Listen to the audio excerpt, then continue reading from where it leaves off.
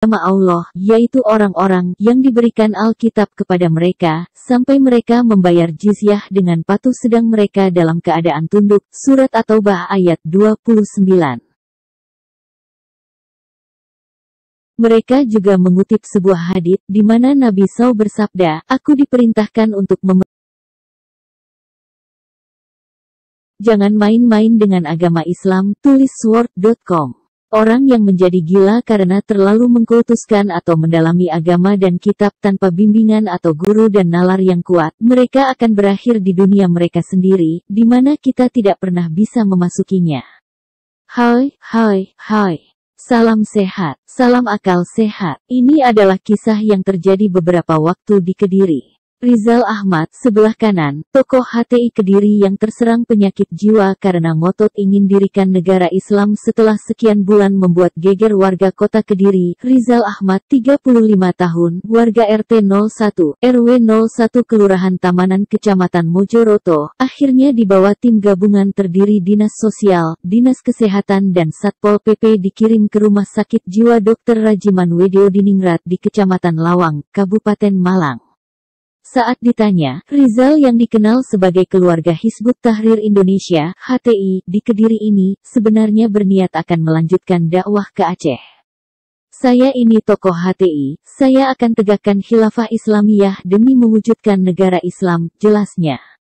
Atas desakan warga di Kelurahan Tamanan, yang telah mengumpulkan ratusan tanda tangan dan meminta pertanggungjawaban pemerintah kota, akhirnya Rizal yang berulang kali membuat ulah, baik di lingkungannya hingga memasuki kawasan pondok pesantren Lirboyo, dan sejumlah kantor, akhirnya dibawa tim gabungan ke rumah sakit jiwa.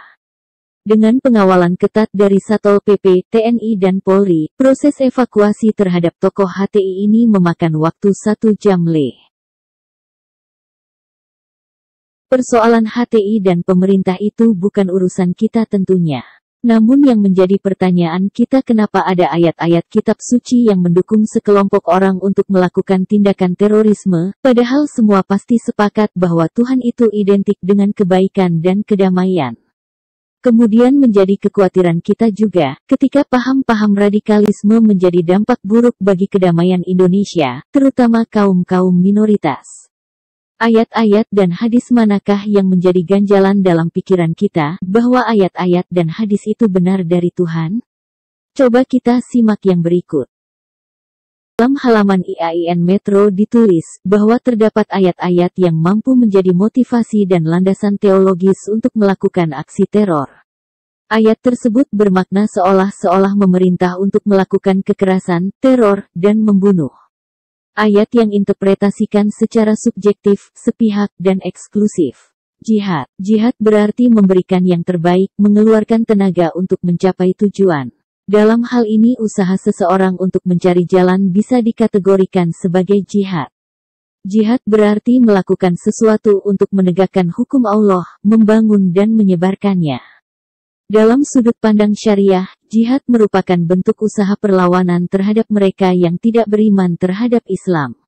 Jihad ini terkenal dengan sebutan jihad fisabilillah. Dalam pandangan kaum tertentu, perang harus dilakukan untuk pembalasan dari apa yang pernah orang kafir lakukan terhadap umat muslim. Dia mengutip surat At-Taubah ayat 36, "Dan perangilah kaum musyrikin itu semuanya sebagaimana mereka pun memerangi kamu semuanya, dan ketahuilah bahwasanya Allah beserta orang-orang yang bertakwa."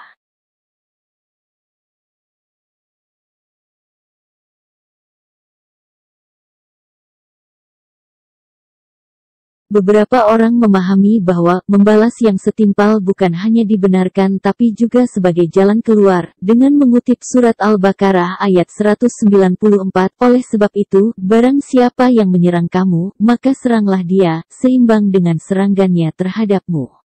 Bagi mereka, menarget penduduk sipil adalah tentang menyamakan kedudukan darah dibalas darah, nyawa dengan nyawa, dan penduduk sipil dengan penduduk sipil. Maka dari itu, bila kamu memberikan balasan, maka balaslah dengan balasan yang sama dengan siksaan yang ditimpakan kepadamu. Surat An-Nahl 126.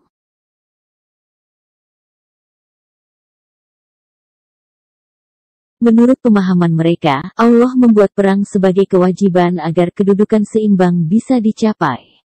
Diwajibkan atas kamu berperang, padahal berperang itu adalah sesuatu yang kamu benci. Boleh jadi kamu membenci sesuatu, padahal ia amat baik bagimu, dan boleh jadi pula kamu menyukai sesuatu padahal ia amat buruk bagimu. Allah mengetahui, sedang kamu tidak mengetahui. Surat Al-Baqarah ayat 216. Lantas sampai kapankah jihad model ini berlangsung? Bagi mereka, jawaban atas pertanyaan ini ada pada ayat berikut, dan perangilah mereka supaya jangan ada fitnah dan supaya agama itu semata-mata untuk Allah. Surat Al-Anfal ayat 39. Ketika ayat-ayat berikut diwahyukan, maka sempurnalah hukum akhir mengenai jihad. Maka bunuhlah orang-orang musyrik di mana saja kamu jumpai mereka. Surat At-Taubah ayat 5. Perangilah orang-orang yang tidak beriman kepada Allah dan tidak pula kepada hari kemudian, dan mereka tidak mengharamkan apa yang diharamkan oleh Allah dan Rasul-Nya dan tidak beragama dengan agama yang benar, agama Allah, yaitu orang-orang yang diberikan Alkitab kepada mereka, sampai mereka membayar jizyah dengan patuh sedang mereka dalam keadaan tunduk. Surat At-Taubah ayat 29. Mereka juga mengutip sebuah hadits di mana Nabi SAW bersabda, "Aku diperintahkan untuk memerangi orang-orang sampai mereka bersaksi bahwa tidak ada Tuhan selain Allah dan bahwa Muhammad adalah utusannya, dan untuk menunaikan salat 5 waktu dan menunaikan zakat."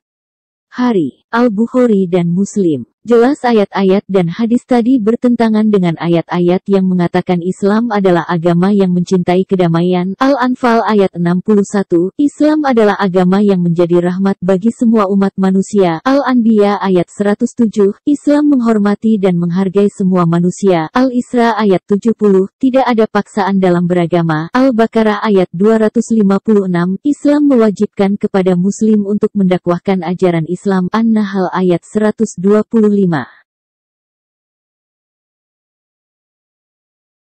itu tadi ayat-ayat Quran yang jelas terang benderang mendukung sekelompok orang untuk melakukan tindakan yang berlawanan dengan kemanusiaan, sehingga menjadi janggal ketika sandingkan dengan Tuhan Sang Pemurah, Pengasih dan Penyayang.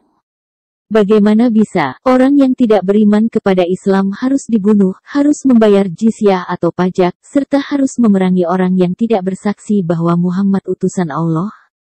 Bukankah janggal menurut logika? Walaupun menurut sebagian orang, ayat ini berlaku untuk zaman dahulu, namun bukankah tetap saja tidak sepadan dengan sifat-sifat Tuhan?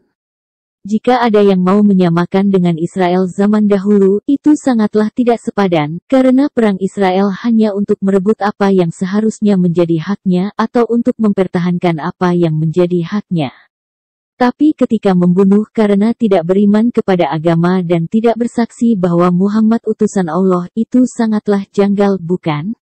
Sangat berbanding terbalik, jika kita mengutip ayat-ayat Alkitab, bahwa Tuhan Yesus mengajarkan untuk mengasihi musuh, dan mengampuni orang yang menganiaya kamu. Tidak ada ayat Alkitab yang menyuruh membunuh, memerangi dan menganiaya orang yang tidak mau percaya Tuhan Yesus. Malahan sebaliknya orang yang percaya Tuhan Yesus yang diperangi, dibunuh dan dianiaya. Jelas sangat besar perbedaan cara menyebarkan agama dengan perang dan cara menyebarkan agama dengan kasih. Tuhan yang benar mengasihi umat manusia, sehingga Tuhan sendiri datang ke dunia merasakan apa yang manusia ciptaannya rasakan. Tuhan sendiri mengajarkan kasih itu seperti apa, sehingga seharusnya terjadi perdamaian dunia. Jika perang tetap terjadi itu karena ego manusia itu sendiri, bukan karena ajaran Tuhan, seperti dalam kitab suci umat sebelah, dan bukan juga perang memaksakan agama dan nabi. Akhirnya, sudah seharusnya kita membuka mata, hati dan pikiran untuk memilih mana ajaran yang benar-benar dari Tuhan yang benar. Agar damai sejahtera menjadi bagian kita semua. Salam waras, salam akal sehat.